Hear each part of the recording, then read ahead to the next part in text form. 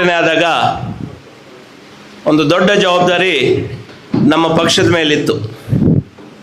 ಏನೇ ಮಾಡಿ ಈಗಾಗಲೇ 3 ಬಾರಿ ನಿರ್ದೇಶಕರಾಗಿ ಚುನಾಯಿತಗೊಂಡಿರ್ತಕ್ಕಂಥ ಕಾಡನಹಳ್ಳಿ ನಾಗರಾಜ್ ಅವರನ್ನು ಗೆಲ್ಸ್ಕೊಂಡು ಬರಲೇಬೇಕು ಅಂತಕ್ಕಂಥದ್ದು ಒಂದು ಕಡೆ ಆದರೆ, ಹೊಸದಾಗಿ ನಿರ್ದೇಶಕ ಒಂದು ಸ್ಥಾನಕ್ಕೆ ಪೈಪೋಟಿಯನ್ನು ನಡೆಸಿ ಕಣಕ್ಕಿಳಿದಂಥ BV ಶಾಮೇಗೌಡರನ್ನು ಕೂಡ ಗೆಲ್ಲಿಸುವಂಥ ದೊಡ್ಡ ಜವಾಬ್ದಾರಿ ಪಕ್ಷದ ಮೇಲಿತ್ತು. ಇದೆಲ್ಲ ಗಮನದಲ್ಲಿಟ್ಕೊಂಡು ಹೇಳೋದಾದರೆ, ಮೊಟ್ಟ ಮೊದಲನೇದಾಗಿ ನಾನು ಮಾನ್ಯ ಶಾಸಕರು ಅವರ ಅನುಪಸ್ಥಿತಿಯಲ್ಲಿ ಅವರನ್ನು ನಾನು ನೆನೆಸ್ಕೊಳ್ಬೇಕಾಗ್ತದೆ. ಯಾಕಂತ ಹೇಳಿದ್ರೆ ಬಹುಶಃ ಅನೇಕ ಚುನಾವಣೆಗಳು ಶಾಸಕರೊಂದಿಗೆ ನಾವು ಮಾಡಿದ್ದೇವೆ ನಾಯಕರುಗಳು.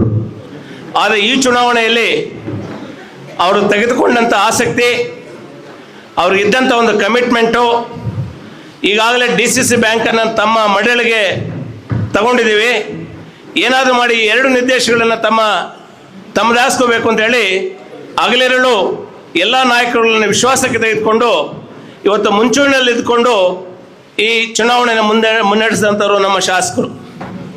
ಅವರ ಅನುಪಸ್ಥಿತಿಯಲ್ಲಿ ಇವತ್ತು ಇಬ್ಬರು ಏನು ಗೆಲುವನ್ನು ಸಾಧಿಸಿದ್ದಾರೆ, ಅವರ ಅನುಪಸ್ಥಿತಿಯಲ್ಲಿ ಆ ಒಂದು ಕೀರ್ತಿ ಅವ್ರಿಗೂ ಸಲ್ಲಬೇಕಾಗ್ತದೆ. ಅವರು ಕೂಡ ನಾನು ಹೃದಯಪೂರ್ವಕವಾದಂಥ ಧನ್ಯವಾದಗಳನ್ನು ತಿಳಿಸೋಕ್ಕೆ ಇಷ್ಟಪಡ್ತೇನೆ. ಮತ್ತೋರ್ವ ವ್ಯಕ್ತಿಯನ್ನು ಕೂಡ ನಾವು ನೆನೆಯಬೇಕಾಗ್ತದೆ. ನಮ್ಮ ಶೃಂಗೇನಹಳ್ಳಿ ಆನಂದ್ ರೆಡ್ಡಿ ಅವರು 2 ಕ್ಷೇತ್ರದ ಜವಾಬ್ದಾರಿಗಳನ್ನು ಅವರು ಕೊಟ್ಟರು. ನಿಮ್ಮ